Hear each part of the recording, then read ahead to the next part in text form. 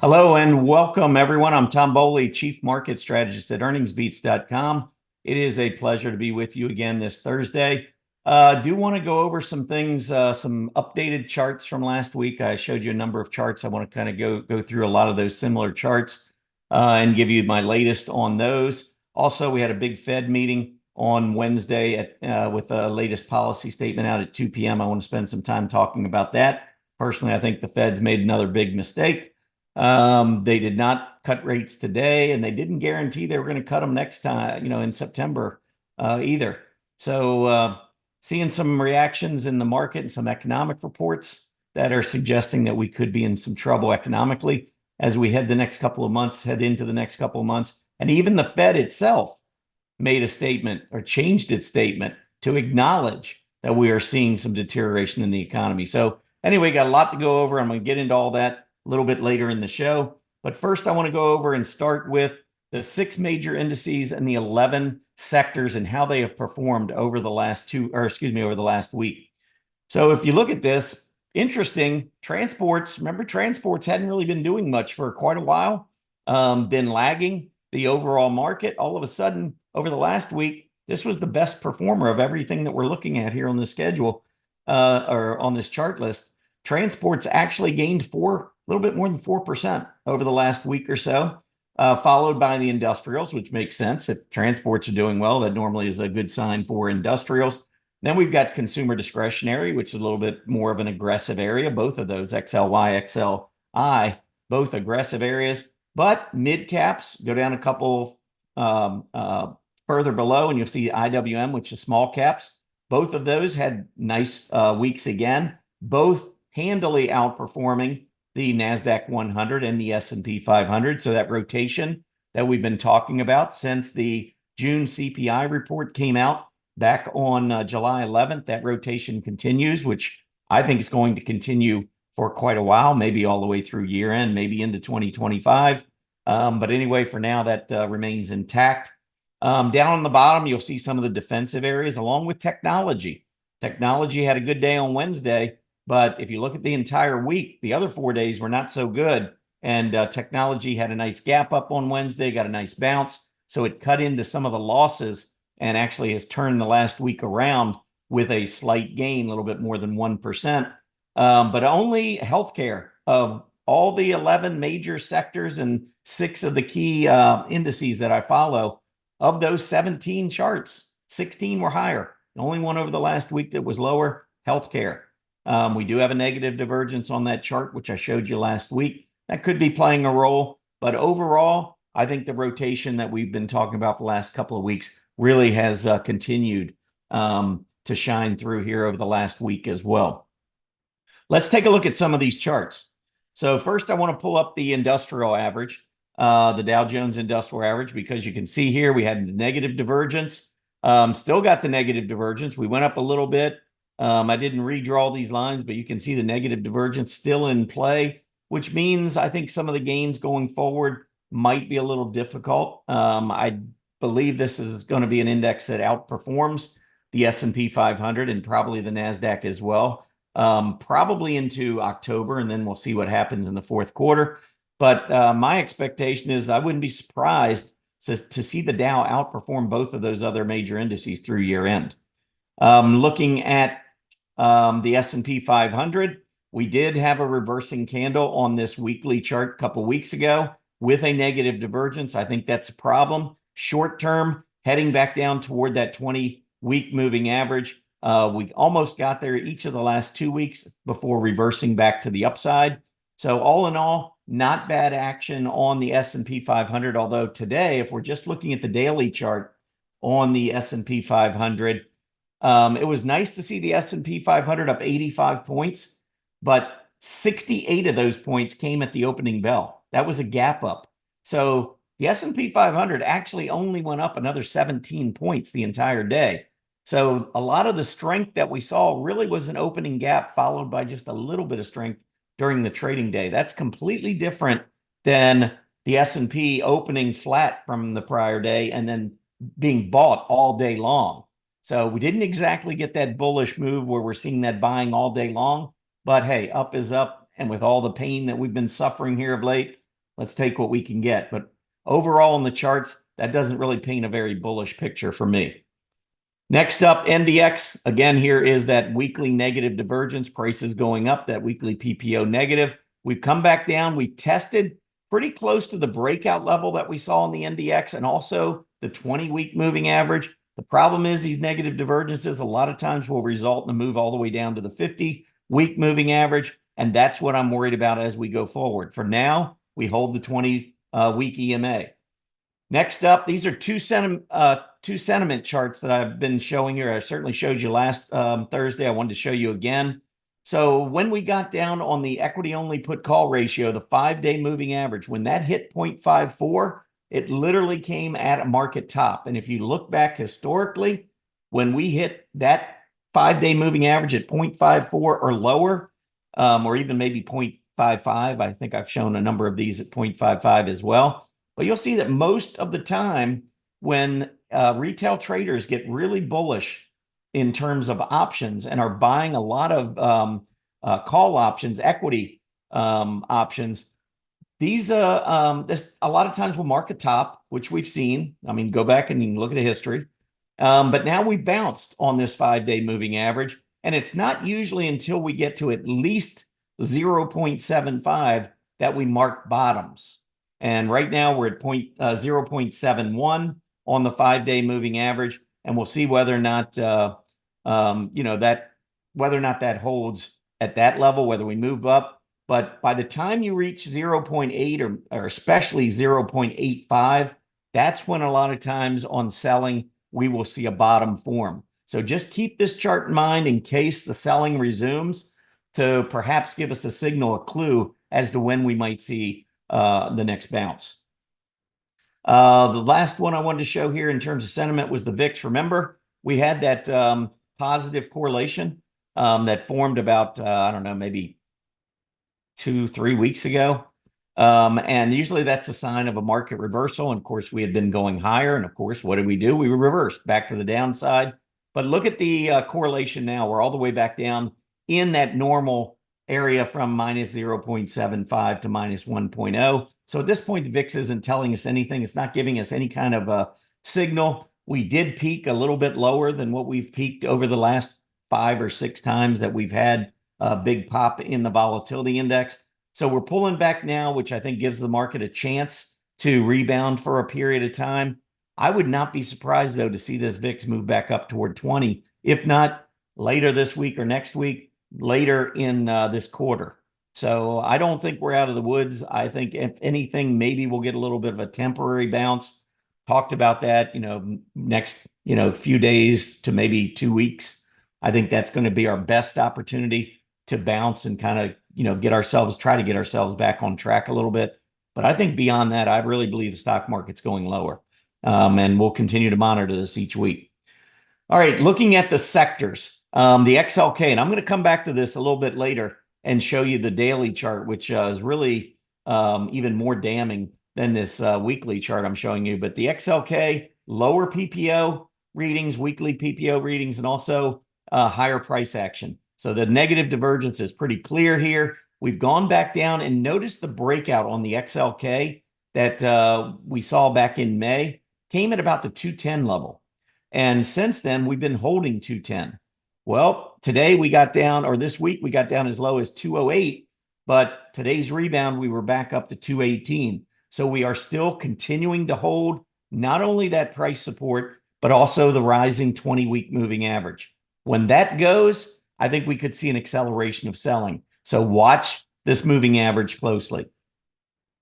XLY, consumer discretionary, also trending higher so far, hanging on to this trend line, which I think is good. The trend line comes in and connects right near the support from April. I do think if we see selling in this area down the road, which I believe we will, I think 168 to 170 would be a potential target. And I'm talking about maybe a September, October low. But that's just based on what I'm seeing off the trend line here. Recently, this week's action, if you look at this, it's kind of everything's kind of taking place in the middle of what we saw last week. So no real breakout to the upside, breakdown to the downside. We are continuing to hold that rising 20-week moving average, which is good. XLC, Communication Services. I see a channel here. I also see a negative divergence where we went down, tested the 20, trying to bounce off of it. If we lose the 20, just like I've been saying on all these others, if we lose the 20-week moving average on the XLC, I think that would be a bearish development. The XLI, this is industrials, actually making a breakout. The industrials have been looking good. I said with this rotation, I really expect industrials and financials to do better than, say, technology. We'll see whether or not that continues, but for now, it certainly has been the case as we see industrials making another breakout.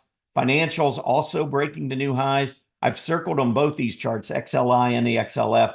The fact that we saw volume increase as we got that breakout to the upside, I think that just adds a little bit more credibility to this move to the upside. And I think these are areas that can continue to perform well. It might get a little bit delayed just because I think maybe the rate cuts. I still think we're going to get a rate cut in September, which I'll talk about in a little bit. But the fact that we didn't get one today and that the Fed didn't talk anymore about it, didn't exactly say that we're going to have a cut. It's just that things are still progressing in that direction. That's basically what they said. But I'll talk about that more in just a moment. But overall, I think the financials look good. Industrials look good. And I think as long as technically we see good price action there, I would stick with those groups.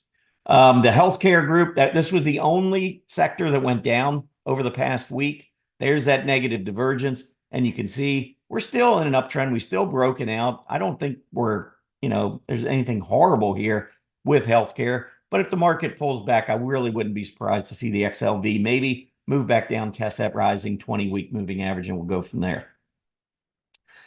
All right, moving on. I wanted to show you the semiconductors. Obviously, this is a big story, and it's been a developing story really for the past month or so, maybe even a little bit longer.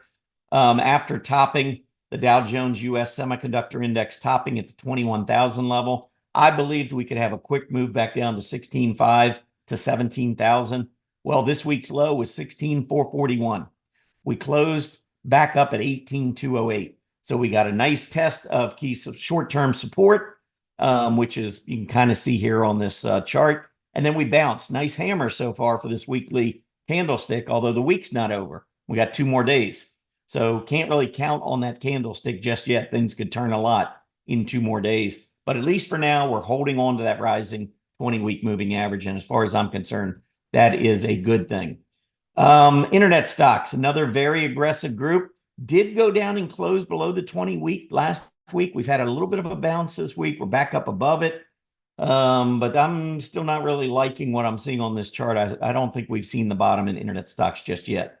Automobiles haven't made the breakout, but we did see a movement, recent movement back up above its moving averages. And that's why I've got this green arrow in. Let's watch to see, make sure that autos and Tesla remain above this longer term 20-week moving average. So far, so good. Biotech. Now, last week I gave you 3 industry groups that I thought were looking really good. They continued going higher this week, and they all outperformed the S&P 500 and the Nasdaq. First one, biotechs. So here over the last week, you can see we went right up to that 3,100 level, which was key resistance from back, in late August of 2021. So almost 3 years ago. We were all the way back to that high. I see a long-term rise followed by a nice little cup. Maybe we pull back into a handle, but if you get that breakout above 3,100 on a weekly candle, I think that would be a sign of further strength to come in biotech. We got defense stocks. You can see the big breakout on the defense above 640. That's continued. We see more strength there. I think that's good. Aerospace jumping up above last week, recent highs, and that has continued higher as well. So that's looking pretty good. Last chart I want to show you before we take a little bit of a break is NVIDIA. NVIDIA, with that move up to the upside, got up to 140, reversed, has come down, so far holding that rising 20-week moving average. I think that's a good sign so far, but I don't think NVIDIA is done to the downside. We'll just have to watch it week by week. All right, last week I talked about if you joined, became a subscriber of our EB Digest, that's our free newsletter, that I would have a chart on coming up on Monday morning where I would have a stock that I believed was looking poised to gap up with its earnings report. Well, this was the stock I gave on Monday. Right now, or just recently, it was trading up about 5% after hours. After reporting earnings earlier, it was up as much as 12% that I saw. So this is a company that I think could make a run to the upside after its earnings report. So far, so good, and at least in terms of getting a positive reaction. For those of you who would like to join our EB Digest, if you go over to EarningsBeats.com, you scroll down, you'll see name, email address. That's all you need to do. Fill it in, hit that subscribe button. There's no credit card required. You can unsubscribe at any time. And for those of you that are on mobile devices, you can check out this slide here. We have a QR code. Simply click on that and follow it over to our registration page and make sure you sign up. We are going to have a special EB Digest come out on Friday morning. Usually we just do Monday and Wednesdays, but I want to talk a little bit about what's happening after this Fed announcement. We're going to take a look and see how the market trades throughout Thursday, and then get back to you on Friday morning with something to do with rotation since the Fed announcement on Wednesday at 2 p.m. So make sure you get signed up to get that EB Digest on Friday morning. All right. I want to move on. I want to talk just for a couple of minutes about the Fed. So here was the policy statement that came out. If you're familiar with this, anything that's in red and has a line through it means that it was in the last policy statement, but it's been removed. Anything that's in red and underlined is new in this policy statement. In other words, it was added since the last policy statement. I just want to show you one thing that I think was probably the biggest key or the biggest change in their policy statement, the Fed's policy statement. And it's this sentence right here. The economic outlook is uncertain, and the committee last month said, and the committee remains highly attentive to inflation. That's all they talked about. Inflation. They were highly attentive to inflation.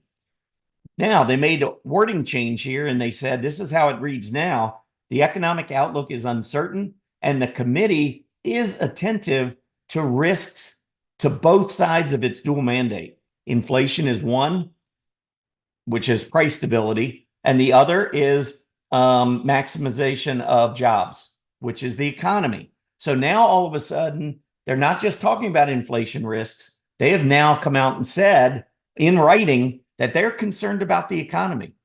Hey, we've been talking about this. The economy is already starting to show signs. And a lot of people look back and say, no, GDP's been really strong. Last quarter's GDP was really good. Folks, I'm not looking at last quarter. Okay, I'll give you that. Last quarter was good. Market was good.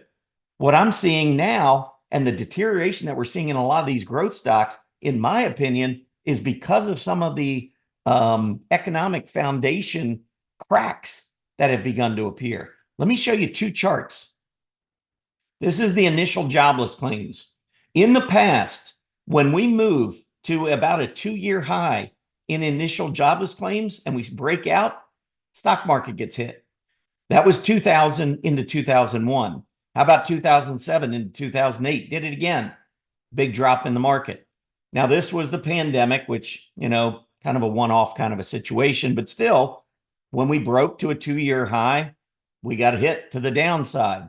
And now what I'm watching is recent highs on the initial jobless claims, probably up close to about the 260 area. And we've been around 250. If we see initial jobless claims start to make a move through that 260 level, these economic cracks are going to start getting a little bit bigger. And right now the markets is continuing to go up, kind of ignoring it. I think for a while the market was going up because inflation was coming under control, which was a good thing. The economy remains strong, but we've seen the market start to pull back. And if we get a breakout on the initial jobless claims, that would be a negative there. The other thing would be the unemployment rate.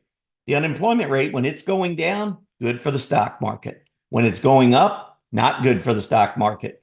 Goes down 2003 to 2007, stock market rebounds.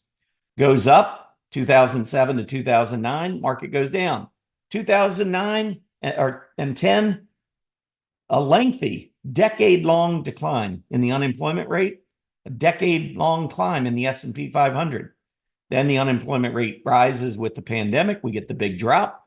Then the unemployment rate comes down. We go up. Then we get a pullback here, but it's not because of the economy. It's not unemployment. It was inflation. So the market was pulling back because of inflation. Started to go back up because there was no more inflation. Inflation started coming back down. And as a result, prices go up. But now, where are we? Unemployment is on the rise. The Fed is already showing, they're acknowledging it. But the stock market's starting to roll over.